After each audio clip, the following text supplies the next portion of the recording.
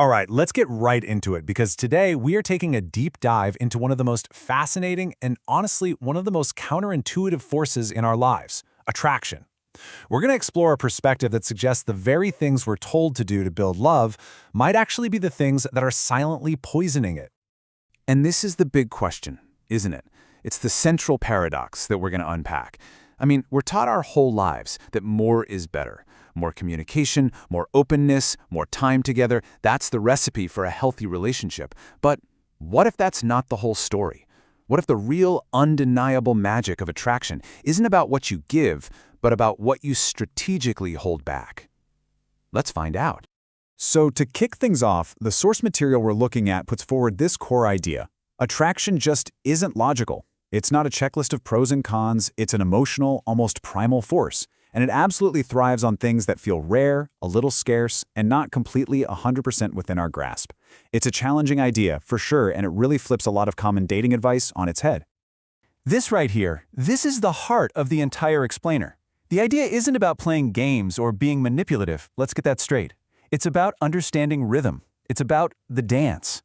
The source suggests that this push and pull, this dynamic of coming close and then taking a step back, that's where deep, lasting desire is actually forged. Mastering that balance? That's the real key. Okay, so let's move on to our first major concept and see how this all builds. We're going to get into what the source calls the hidden enemy of attraction. And it's something so many of us do, usually with the absolute best intentions, but it can have the exact opposite effect of what we want. So what exactly is overexposure? It's not about having a big fight or some kind of betrayal. No, it's much more subtle. It's that invisible line you cross where you become so available, so constant, so there, that the specialness just starts to fade. You accidentally shift from being an exciting discovery to just being part of the daily background noise. And you can see here how the source directly challenges what we normally believe. On one hand, you have the common belief, show you care through constant attention. Be available. But this perspective offers a totally different take. It argues that the same exact behavior can be seen as neediness, and that total familiarity, while comfortable, can actually smother the very passion you're trying to build. You know, the source uses this powerful analogy, and it just clicks. Think about your favorite song of all time, the one that gives you chills. Now, imagine if you had to listen to it on a loop, 24 hours a day, 7 days a week. Would you still love it? Or would it just become static? The argument is that human presence works the same way. Its value is tied to its scarcity. So, to wrap up this section, the real danger here is becoming predictable. The goal is to remain a person to be discovered, full of layers and surprises, not a schedule to be memorized. The source warns that once that thrill of the unknown is totally gone, the connection risks losing its spark for good. And that brings us perfectly to the other side of the coin. If too much presence is a danger, then what about absence? This next section introduces another wild paradox, the idea that being less available can somehow make you more present in someone's mind. How does that work? The source sets up this really powerful statement, and it kind of makes you lean in, right? It feels like it goes against everything we know. The less you are around, what? What could possibly follow that? The more space you occupy in their mind. And boom, there it is. That's the core of it.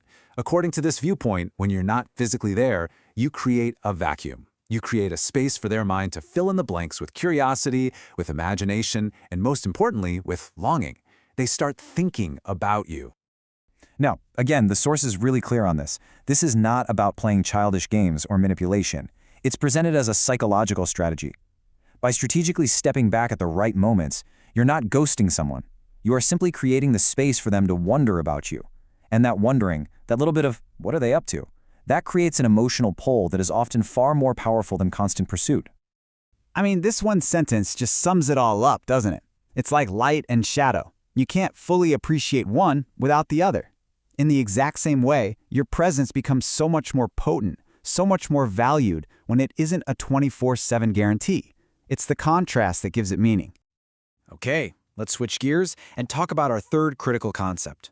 This is something the source identifies as maybe the single greatest repellent of attraction. It's a behavior that often comes from a place of genuine feeling, but gets interpreted as a sign of deep insecurity. And that is the trap of neediness. It is so important to get this definition right. The source makes a very clear distinction between neediness and healthy vulnerability. Vulnerability is sharing your authentic self from a place of strength. It's saying, here I am. But neediness, as it's defined here, is an emotional dependency. It's the feeling that communicates, I'm not okay unless you tell me I'm okay. And here are some really concrete behaviors the source points to. I mean, do any of these sound familiar? Always being the one to initiate contact, responding to texts the second you get them, that feeling of panic when there's a pause in the conversation, or constantly seeking that "are we okay? Do you still like me?" confirmation. Individually, they seem small, but put them all together and they can signal a powerful insecurity. Now, the source makes a very blunt, gender-specific point here, but the underlying principle is universal.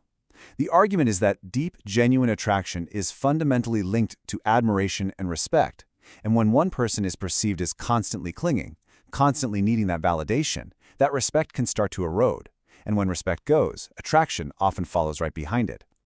So what's the solution? What's the antidote to neediness? Well, it's not about pretending you don't care. It's about genuinely building a life and a sense of self that is so full and so stable that it doesn't depend on another person's validation. The source suggests that this kind of self-contained strength, this wholeness, is one of the most magnetic and attractive qualities a person can possibly have. All right, let's bring it all home now. We've talked about the danger of overexposure, the incredible power of absence, and the deep trap of neediness. The source material wraps all this up by synthesizing these ideas into one final, powerful warning for us. So here they are, the 3 big killers of desire, according to this perspective. And you'll notice they're all about overdoing it.